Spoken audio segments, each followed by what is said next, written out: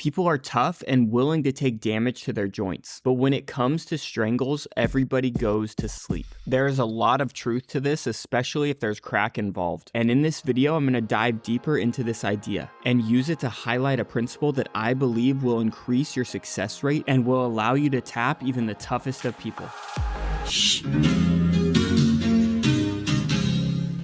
If you could only have one submission for the rest of your life, the rear naked choke is going to be tough to beat. And the data from my analysis of the 66 kilogram division of ADCC confirms this, and the rear naked choke is at the top of the list. But a close second is heel hooks. And a big aspect of the modern leg lock game is the idea of separating the control from the finish. And a big part of control is utilizing the principle of double trouble, and ideally getting a hold of both of our opponent's legs to give us control over them while we work towards a finish. Now, when it comes to finishing a joint lock, there are degrees in which we can do so. The first is just tapping pressure, which tends to happen quite a bit in training, where as soon as we extend someone's arm or get a hold of their leg, they tap right away. The second type of pressure is popping pressure, where maybe you don't have enough finishing power to break someone's limb in half, but you are able to get a few pops and cause some damage. And the third type of pressure is breaking pressure, which I think is pretty self-explanatory.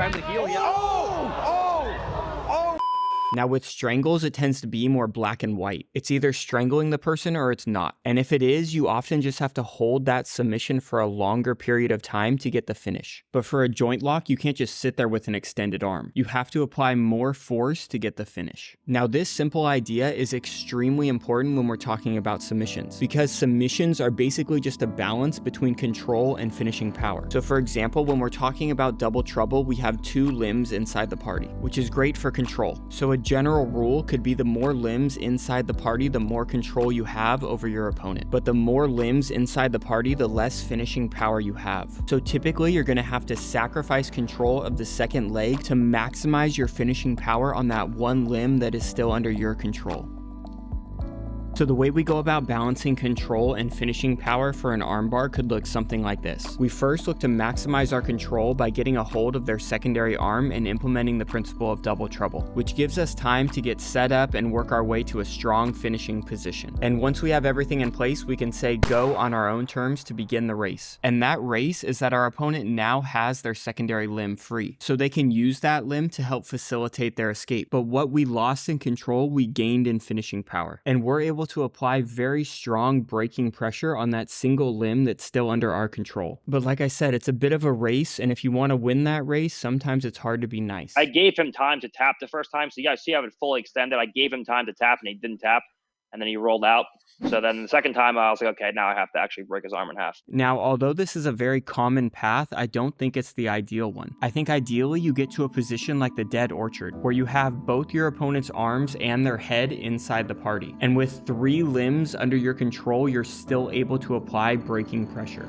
So from the standard armbar from guard, if your opponent is doing a good job of using that figure 4 defense to hide their arm, you can first use your torso leg to get a nice bite up by your opponent's shoulder, and then bring your crossface leg around to the other side to clear their grip as you lock a triangle to control both their arms and their head. And from there, you can often get enough finishing power to end the match. But if you need more finishing power, you're often going to have to sacrifice the control of one of the limbs by bringing your crossface leg back around so you can further hyperextend their arm and get that braking pressure. But the main point I want to get across in this video is that at the highest level, people are not going to tap to joint locks unless you're able to maximize your finishing mechanics. And a lot of times what this means is you're going to have to sacrifice control over that second limb to maximize your finishing mechanics on that one limb that's still under your control. Whereas for strangles, that is just simply not true. You don't need to maximize your finishing mechanics. You need enough finishing mechanics to apply a strangle, and then you need to hold that pressure for an extended period of time. So when we're balancing control and finishing power, we can take a different approach. For example, if you look at a guillotine, if you're able to grab someone's neck and only their neck, you're going to have very strong finishing mechanics. But it comes at the sacrifice of control. If you just have their neck wrapped up, they can use their arm to reach for your second leg and complete their takedown. Or they can use their hand to keep your hip away to make space for their head to turn towards the center. Or instead of bringing their head towards the center, they can bring their head to the outside and go into this escape that Gary Tonin made famous. but this escape requires this arm to come through very aggressively.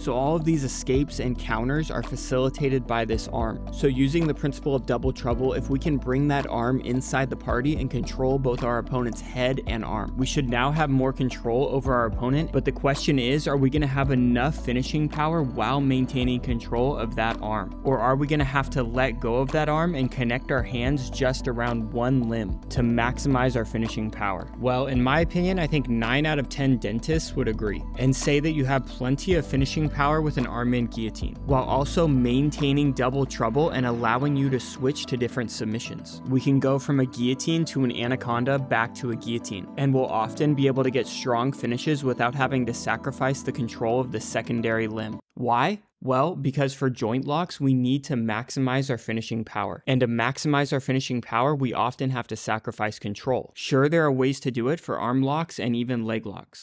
But in my opinion, it's much easier to maintain double trouble while applying a successful strangle. We need enough finishing mechanics to restrict blood flow. And yes, there are going to be more efficient ways of doing that. But at the end of the day, if we can restrict enough blood flow and hold it for an extended period of time, even the toughest person is going to go to sleep. So when we're balancing control and finishing power, the scale can be much more even when it comes to strangles. And people are coming up with very creative grips to make this possible. Here we see Placido in the trials shooting his left arm very deep around the neck of his opponent into what is called the high wrist position. So he's effectively wrapping one arm completely around his opponent's neck, and then he's supporting that choking arm by grabbing the elbow, all while having his opponent's arm inside the party so he doesn't have to sacrifice the control.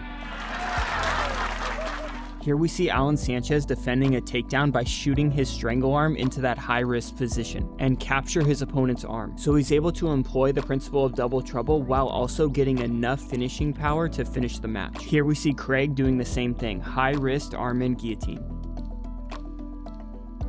So if you can get this high wrist position and control your opponent's arm, you're going to have really good control over your opponent while also having enough finishing power to end the match either with that guillotine or by transferring to another submission like the Dars, as we see here. But from a guillotine, if you chase just the neck, you sacrifice control. Here you see Giancarlo sacrificing double trouble to try and connect his hands around his opponent's neck, which would maximize his finishing power, but it comes at the price of control and his opponent escapes. And here we see Damien doing the same thing, when in the majority of cases you don't really need more finishing power. So from the front headlock, I think a lot of people like the idea of prioritizing control and having an arm in. So you can threaten an anaconda, and as your opponent defends it, you can transition to a high wrist arm in guillotine. And as your opponent defends that, you go back to the anaconda, which has plenty of finishing power to put someone to sleep if needed. And if you ever roll with Craig Jones, your best chance is going to be to buy my half guard passing instructional and stick to the high wrist position.